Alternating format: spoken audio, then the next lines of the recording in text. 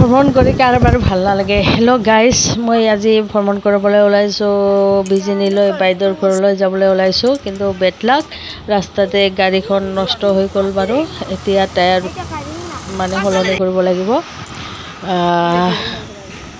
বাকী আপোনালোক সকলোকে মই নমস্কাৰ জনাইছোঁ আৰু আমাৰ ইৰা ৰায় ব্লগ লৈ স্বাগতম জনাইছোঁ। আপুনি যদি চেনেলটো নতুনকৈ আহিছে তেনেহ'লে নিশ্চয়কৈ ছাবস্ক্ৰাইব কৰি ল'ব আৰু ভিডিঅ'টো যদি ভাল লাগিছে লাইক এটা কৰি দিব।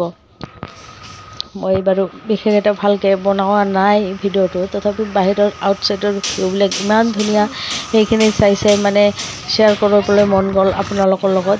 মই দেখি বহুত ভাল লাগিল। এইটো বলপুৰত এতিয়া টায়াৰ চেঞ্জিং কৰি আছে। বলপুৰৰ পাহাৰৰ যিখিনি ঠাই সেইখিনি দেখিবলৈ বহুত ধুনীয়া, আৰু এনেকৈ গাড়ীত গৈ মানে বাহিৰৰ ভিউটো চাবলৈ বহুত ভাল লাগে। আৰু কৃষ্ণচূড়া আৰু এতিয়া সোণাৰু ফুলবিলাক ইমান ধুনীয়াকৈ ফুটি আছে ৰাস্তাৰ কাষে কাষে, চাই বহুত ভাল লাগি আছে। বুজিছেনে? চাওকচোন গাড়ীৰে এনেকৈ গৈ কি ধুনীয়াকৈ গাড়ীখন বাহিৰৰ দৃশ্যবিলাক চাই ভাল লাগে দেই।